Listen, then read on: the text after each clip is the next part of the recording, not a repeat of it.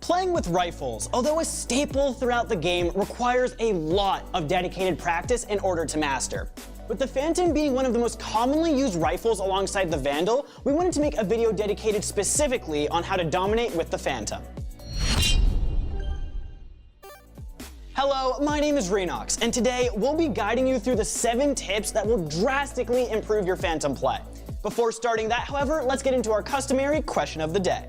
Today's question is surely an interesting one. How often would you like to see new agents added into the game? Personally, I think that Riot is adding agents slightly too fast. It feels like they are causing shifts in the meta right when players are starting to adapt to the previous one. What do you guys think though? Let us know in the comments down below and we'll be sure to read as many answers as we can. The first method of improving your Phantom play, or your capabilities with any other weapon for that matter, is to focus on understanding the way maps are played. More specifically, you want to gain a grasp on common hold angles throughout maps. What this will do, on attack specifically, is allow you to peek angles one by one. Furthermore, if you know exactly where the enemy is likely to hold, you can place your crosshair on their head before even peeking the angle. This will allow you to quickly get headshots and win many more duels. This, however, is much easier said than done. Even once you know common hold angles, you will have to implement some more advanced tactics like jiggle peeking and crouching in order to ensure that the enemy, likely ready for your push, will have the lowest chance possible at killing you before you kill them. For instance, if you peek out and simply try to shoot the enemy, you're relying on pure aim to win the fight. However, if you jiggle peek before this, you will be able to know the enemy's location, allowing you to peek them much more effectively.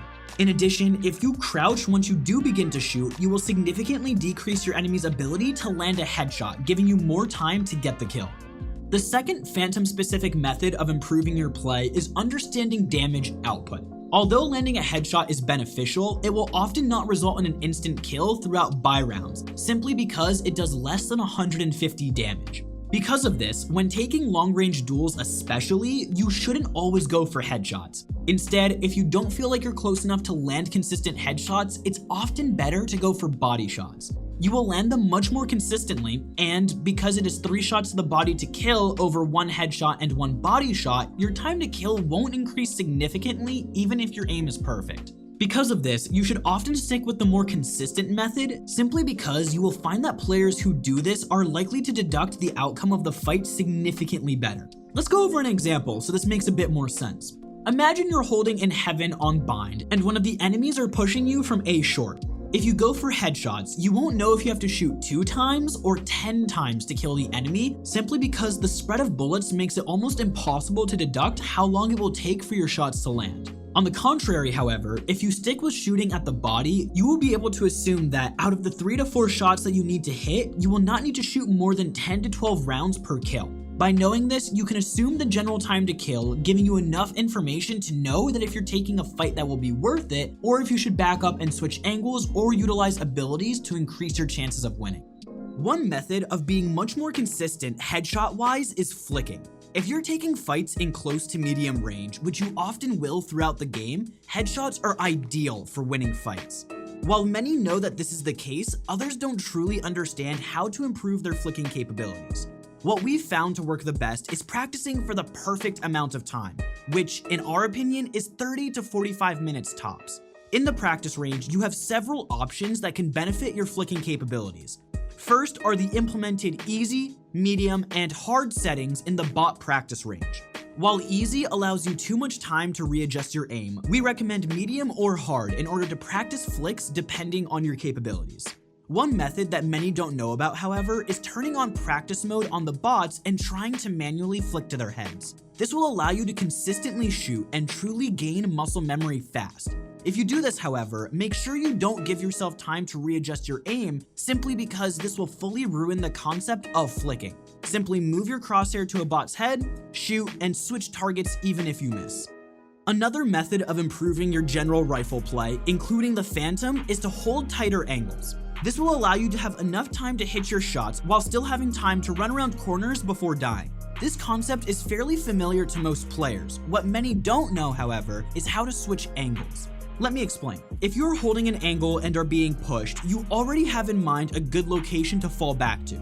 A good example of this is holding A site on ascent and being pushed from A main. From there, you can back up to Generator or Backsite, both great locations to retreat to.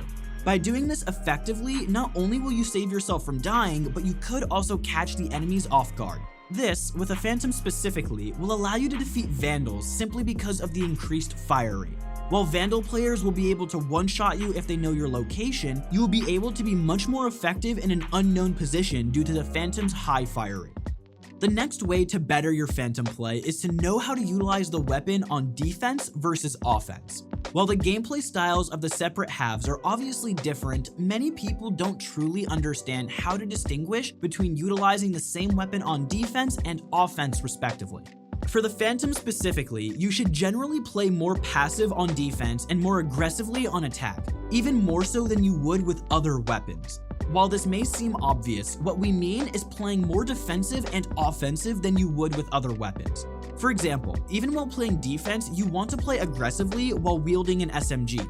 On the contrary, however, as we stated in the last tip, you should rely on more passive positioning when using the Phantom on defense. On attack, however, the reason behind wanting to play more aggressively is simply because you will be facing many more Vandal players.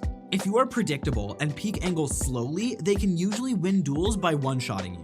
If you play aggressive with abilities, however, you will often become unpredictable, making it much harder for the enemies to land a headshot. Although purchasing the Phantom is the standard for players that choose it as their preferred rifle, it is important to understand that in some instances, it may be more beneficial to purchase additional abilities and maybe even a weaker weapon.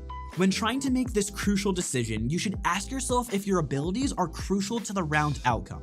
For instance, if you're playing an agent like Sage, you won't need to purchase your second slow in most outcomes. Because of this, sacrificing the ability for a Phantom over something like a Stinger will usually be beneficial. However, if you do need your abilities, like smokes to initiate pushes, you need to sacrifice either heavy shields or the Phantom. This will always be the case. Crucial abilities will always trump weapons. So, if you're in the situation where you have to choose between the two, always go for the abilities and settle for another rifle like the Bulldog or even an SMG. One good piece of information that is less known, however, is buying the Phantom's second round. If you won the first round and are capable of doing this, it might benefit you more than you would think. You would get one-shot capabilities due to the enemies not having enough money to purchase full shields, in addition to having an increased fire rate that will allow you to mow down entire pushes. With that being said, however, if you do decide to do this, you have to make sure that you play passively. Don't take any duels that you don't need to, and don't push in. If you die at a position convenient to the enemy team, they could reach your body and use your Phantom against your team. This will likely lead to a round loss, something that you obviously want to avoid at all costs. The final tip is a pretty long one, so get ready. Knowing when to rely on headshots can often be difficult simply because there are several options. For instance, at longer ranges, should you tap and try to land headshots, or even spray and go for body shots? These questions are usually answered subconsciously in the heat of the moment, so they can often seem blurred in the minds of players. Because of this, we wanted to lay it out for you very clearly. First off, at close range, the answer is simple. Go for headshots. That's all there is to it. When holding close angles, you will have to go for headshots, simply because you can land crucial one-taps even with the Phantom. At medium range, you have two options. You could either go for headshots with full auto, or you could try to land body shots with full auto. There are very specific times for utilizing each. If you're being pushed by one player and you're at full HP, go for the headshot. It's worth it, and it will help you win the 1v1 in most instances. If you're being pushed by multiple players, however, go for body shots. This will almost always ensure at least one kill if you're holding a proper angle, leaving the round at an even playing field, even if you end up dying. At longer ranges, however, the answer becomes a bit more complicated. You can either 1. Try to tap and land headshots, 2. Burst and try to land body shots, or 3. Spray and try to land body shots. In most instances, you should do the same thing you would do in medium range battles. If you're taking a 1v1, go for the taps and try to land consistent damage even if all of your shots aren't headshots. If the enemies are initiating a team push, however, go for a burst or a spray in order to maximize damage even if you don't get the kill. This is because if you end up tapping, you'll likely only get a couple of shots off before the enemies have control of the site, often it not being enough to get a kill if the enemies aren't trying to take a fight. We know that some of this might have seemed difficult to understand, so we recommend visiting ProGuides.com for all of your improvement-related questions. There, our pros can directly help you improve regarding your personal needs. Whether you choose to schedule a session or interact with our pros with the Pro membership, you will gain a higher understanding of the game. If you do choose to visit our site, we recommend that you look at our VOD review system. Making the process simple and easy, you will be provided with a full analysis of your gameplay less than 24 hours after submitting a VOD to one of our pros, allowing you to improve quickly and efficiently. We hope that the information provided throughout this video helped you realize some things that you may be able to implement into your own gameplay in order to increase your ability to perform with the Phantom. Because this is such a crucial weapon to the game, it's important to become very good at using it. Furthermore, the GameSense related information in the video, although helping you with the Phantom, will likely benefit you when using other weapons as well, making them crucial to becoming a better player.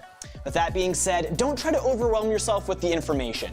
Start with the tips you feel will help you the most and then learn them first, implementing all of the information into your gameplay progressively. With nothing else to say, good luck, stay safe, and I'll see you all in the next one.